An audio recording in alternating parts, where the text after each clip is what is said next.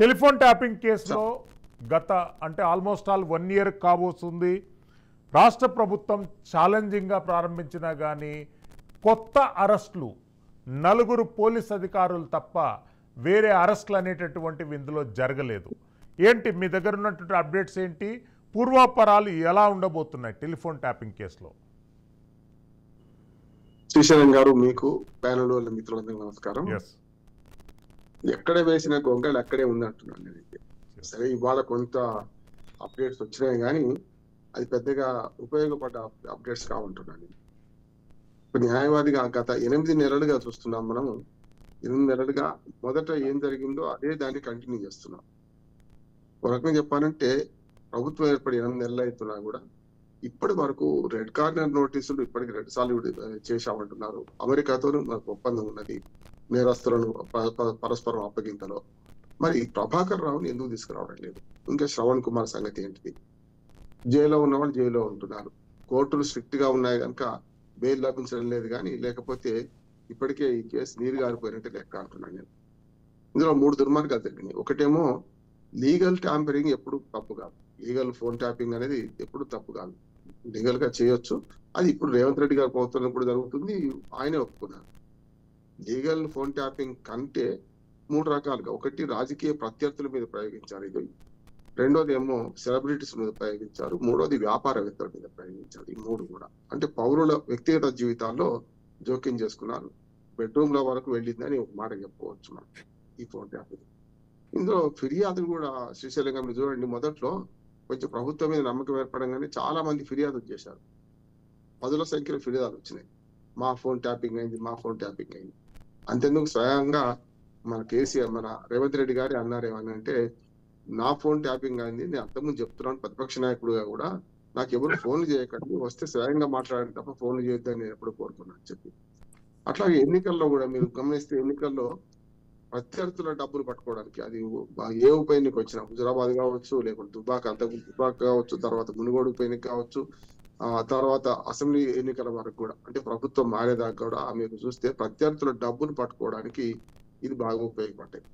నేనేమంటున్నా, ఎప్పుడైనా స్వామి కంటే స్వామి భక్తి, రాజు కంటే రాజభక్తి చూపించిన పోలీసులు ఇందులో ప్రధాన నిందితులు అంటున్నారు. ఇప్పుడు పైన చెప్పేవాడు చెప్తారండి, ప్రభుత్వం ఉన్నవాడు చెప్తాడు, చేసేవాడికి సిగ్గుండాలి కదా.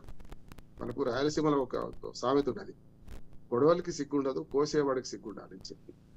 అట్లా మీకు ఎవరైతే ఉపకరణాలుగా మారిందో రాజకీయ పార్టీలకు, వీళ్ళందరూ కూడా జైలు పోవాల్సి వస్తుంది కదా. గతంలో రాజశేఖర రెడ్డి గారు ముఖ్యమంత్రిగా ఉన్నప్పుడు రాజశేఖర రెడ్డి గారు జైలు పోలేదు. ఎవరు పోయినరు? ఆయన చనిపోయింది కనుక. ఆ మిగతా వాళ్ళని పోయిందంటే వాళ్ళు పోలే. ఎవరు పోయినరు అంటే అధికారులు, బీబీ ఆచార్యాలు, శ్రీలక్ష్మి, ఇట్లాంటి వాళ్ళందరూ పోయి చూసినాం కదా మనం. అందుకని ఇక్కడ కూడా మీకు చూసి రామంటే కాల్చి వచ్చినట్టు. రాజకీయ ప్రమేయం లేకుండా ఇది జరిగిందని నేను అనుకోవడం లేదు. రాజకీయ ప్రమేయం లేకుండా ఇజ్రాయెల్ నుంచి మనకు ఎక్విప్మెంట్ దిగుమతి చేసుకోవడం కానీ ఇవన్నీ వట్టిగా జరగలేదు. కానీ అది జరిగిన దాన్ని, ఆ విధ్వంసం ఏదైతే ఫోన్ ట్యాపింగ్ పేరు మీద సమాజంలో ఏ రకంగా వీళ్ళు ప్రవర్తించారో చూస్తే వ్యక్తిగత స్వేచ్ఛకు భంగం కలిగించడమే కాకుండా డబ్బుల పరంగా లాభపడ్డారు. మీరు చూడండి, చాలా సార్లు కూడా మీరు చూస్తే, మీరు సెలబ్రిటీస్ దగ్గర వాళ్ళను బ్లాక్మెయిల్ చేయడం, వ్యాపారవేత్తల మీద బ్లాక్మెయిల్ చేసి డబ్బులు సంపాదించుకోవడం, ఇవన్నీ చూసాం. పోలీసు అధికారుల మీద స్వయంగా వాళ్ళు వచ్చి మనకు సిబిఐ కానీ, వీళ్ళకి మన సిఐడికి కానీ, ముఖ్యంగా వీళ్లకు ఫిర్యాదు చేసినప్పుడు ఆధారాలతో సహా మమ్మల్ని వీళ్ళు హెచ్చరించారు, వీళ్ళు బ్లాక్మెయిల్ చేశారని చెప్పిన తర్వాత కూడా ఈ 4-5 అరెస్టులతో అయిపోయింది. నేనేమంటే రాజకీయ శక్తిగా, రాజకీయ ప్రయోజనాల కోసం దీన్ని ఈ ప్రభుత్వం కూడా ఉపయోగించుకుంటుందా అని నాకు అనుమానం అనిపిస్తుంది.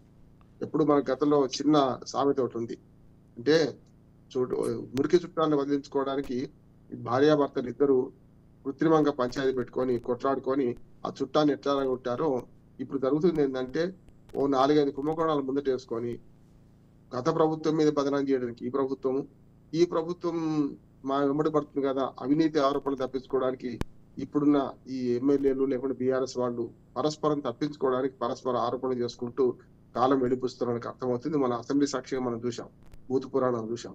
కనుక వీళ్ళు ఏమనుకుంటున్నారంటే, ఇచ్చిన హామీలను తప్పించుకోవడానికేమో ఇప్పుడు ప్రభుత్వం అమలు తొందరగా కాలేదనే విమర్శను, గతంలో అవినీతి తప్పించుకోవడానికి బీఆర్ఎస్ ఎమ్మెల్యేలు అట్లా, కేసీఆర్ అయితే కనీసం అసెంబ్లీ కూడా రావడం లేదు. అంటే పరస్పరం తప్పించుకోవడానికి ఆరోపణలు ప్రత్యారోపణలు 3-4 చేసి ఒకటే మాట మాట్లాడు 3-4 ఒకటేమో కాళేశ్వరం, రెండోది ఫోన్ ట్యాపింగ్, లిక్కర్ కేసు, గొర్రెల కుంభకోణం, ఇన్ని బయటపడుతున్నా కూడా ఎక్కడ ముందడుగు 8 నెలల అయిన తర్వాత ముందడుగు సాగడం లేదు. దీనిలో నా ఉద్దేశం ఏంటంటే న్యాయం అందడంలో ఆలస్యం అయితే న్యాయం అందనట్టే లెక్క.